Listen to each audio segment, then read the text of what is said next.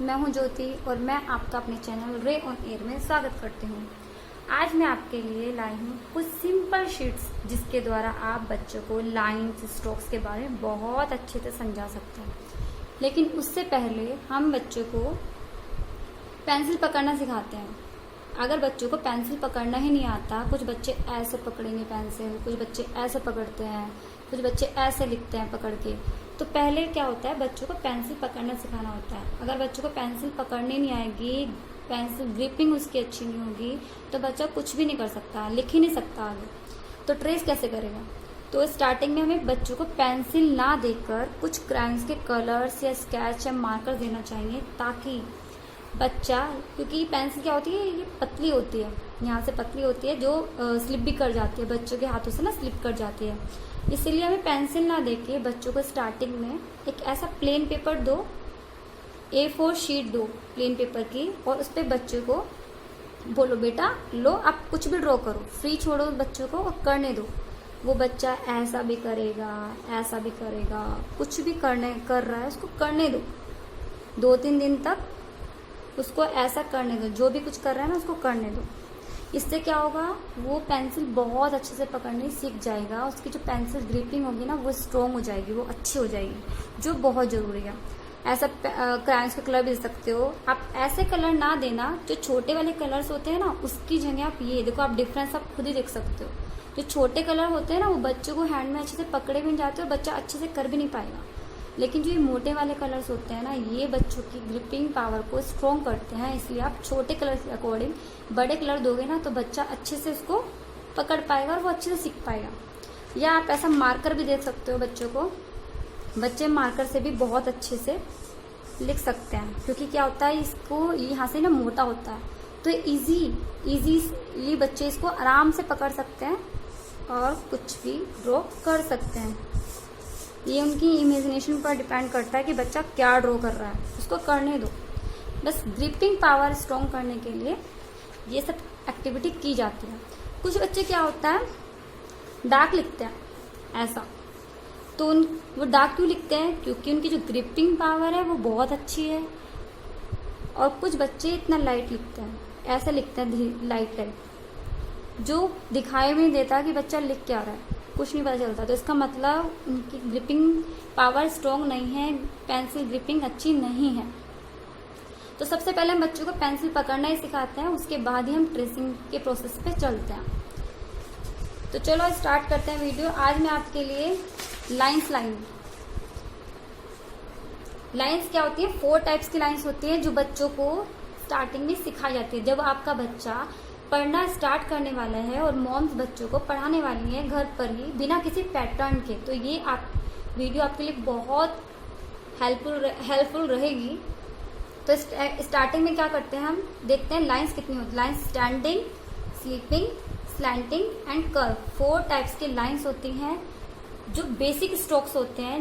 इस पर ही alphabets, counting और अक्षर डिपेंड करते हैं। अगर हम बच्चों को ये 5 लाइंस अच्छे से ट्रेस करनी सिखा दें, लिखना सिखा दें, बच्चों को बिना ट्रेसिंग के करना सीख जाए बच्चा, तो उसके बाद वो अल्फाबेट इजीली कर लेगा। तो फर्स्ट इसमें आता है स्टैंडिंग लाइन। स्टैंडिंग लाइन मैंने यहाँ पे फ्लावर ड्रॉ किया है और ऐसा एक काइट ड्रॉ किया है। आप कुछ भी ड्रॉ कर सकते हैं, जो भी आप चाहते हैं। बट बच्चों को 4 लाइन्स की नोटबुक देने की स्टार्टिंग में नहीं देनी चाहिए आपको। स्टार्टिंग में आपको A4 शीट देनी चाहिए, तो क्योंकि बच्चा ना बड़ा बड़ा लिखते हैं, बहुत बड़ा बड़ा लिखते हैं।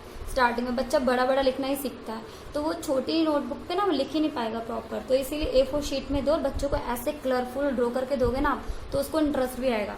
तो हम क्या करते हैं, जब हम खेल में बच्चों को सिखाते हैं ना, तभी बच्चा इंटरेस्ट लेता है। और अगर हम बच्चों को जबरदस्ती करके बैठा देंगे और मम्मियाँ नोटबुक खरीद के ले आई मार्केट से और कहा बच्चों चलो बैठ के लिखो मेरे साथ, और छोटी छोटी लाइन बच्चों को ढंग से दिखाई भी नहीं देंगी, कहाँ से कहाँ लिखना है, मम्मी जबरदस्ती लगी हुई है, बच्चे को समझ नहीं आएगा। तो इसीलिए बच्चों को फोर्स ना करें और बच्चों को फ्री छोड़ें, और कोई टाइम लिमिट तो दे ही ना बच्चों को स्टार्टिंग में। जब बच्चा स्टार्टिंग कर रहा है ना, तो उस टाइम तो कोई बाउंडेशन बच्चे पे होनी ही नहीं चाहिए। तो हम A4 शीट देते हैं बच्चों को स्टार्टिंग में। फर्स्टली हमें A4 शीट ही मैं आपको बोलूँगी कि आप A4 शीट पे ही बच्चों को कुछ भी ड्रॉ करें और उसमें ही कराएं, बच्चा जल्दी सीखता है। ऐसा आप कुछ भी ड्रॉ करें और बच्चों को बोलें कि डॉट से डॉट आपको ट्रेस करना है। तो बच्चे को बाउंडेशन ना दे टाइम की और बच्चों को फ्री छोड़ के बोलें कि आप कितना भी टाइम लें, लेकिन धीरे धीरे धीरे आपको यहाँ फर्स्ट से लेके लास्ट तक आपको ट्रेस करना है। बस आपको ये देखना है कि बच्चा गलत तो नहीं कर रहा है। कुछ बच्चे ऐसा करते हैं, इसका मतलब बच्चा गड़बड़ कर रहा है, ऐसा नहीं करना है।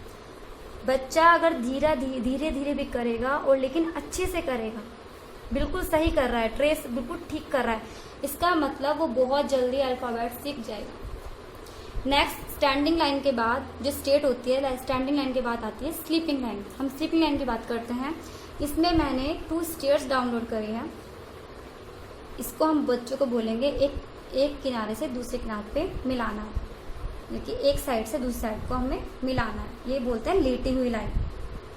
ऐसा ऐसा बच्चा धीरे धीरे ट्रेस करेगा। जितना ज़्यादा बच्चा ट्रेस करेगा उतना उसकी पेंसिल ग्रिपिंग अच्छी होगी और वो बहुत जल्दी लिखना शुरू कर देगा, अल्फाबेट्स, अक्षर्स, काउंटिंग। अब बारी आती है स्लिपिंग के बाद स्लैंटिंग लाइन। स्लैंटिंग लाइन में मैंने क्या दिया है, क्लाउड ड्रॉ करके दिए हैं और इसमें मैंने उसकी बारिश की कुछ बूंदे दी हैं। तो उससे क्या करेगा बच्चा, स्लैंटिंग लाइन इजीली सीख जाएगा, क्योंकि ये टेढ़ी तिरछी लाइन होती है। जब बारिश की तिरछी लाइन, बारिश की बूंदें तिरछी पड़ती है ना, टेढ़ी पड़ती हैं, उस तरह की। ऐसे ऐसे बच्चा इसको ट्रेस करेगा और इजीली हो जाएगा, सीख जाएगा स्लैंटिंग लाइन। स्लैंटिंग लाइन के बाद जब स्टैंडिंग, स्लीपिंग, स्लैंटिंग खत्म हो जाएगी तो आप बात करते हैं कर्व लाइन की। कर्व कैसा होता है, थोड़ा घूम का होता है। यहाँ पे बैलून मैंने ड्रॉ किया, आप कुछ भी ड्रॉ करें, बैलून पे गया तो घूम घूम के जाती है लाइन्स ऐसे। इसमें बच्चों को बहुत इंटरेस्ट आता है करने में।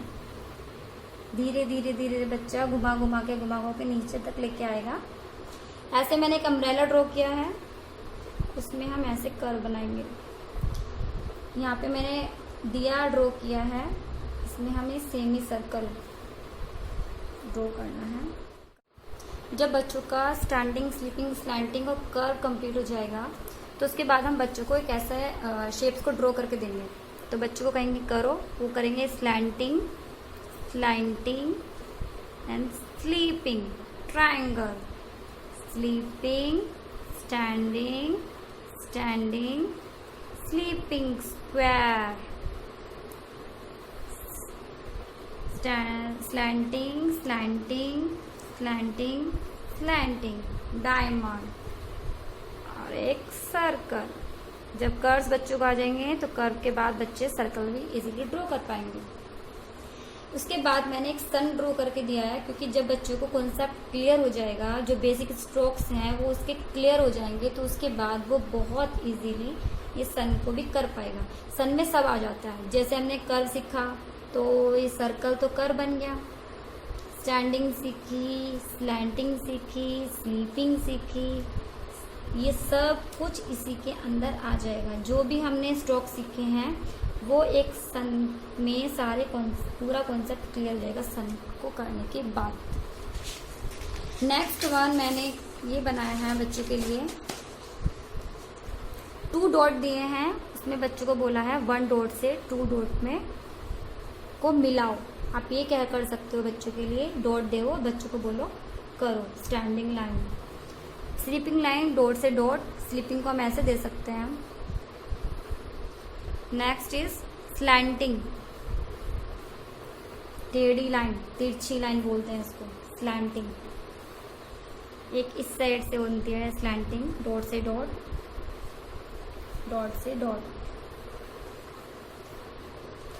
अब ये है कर्व, ऐसा शीशा बनता है कर्व, 1 डॉट से 2 डॉट घुमा के अपोजिट कर्व। जब बच्चों को कर्व लाइन आ जाती है तो कर्व लाइन पे डिपेंड होता है हमारे स्मॉल अल्फ़ाबेट्स। जैसे कि कैसे बनता है, ए कर्व बनाया ऐसा, स्टैंडिंग बनाया कर्व, कर्व हाफ कर्व बनाया, स्टैंडिंग कर्व।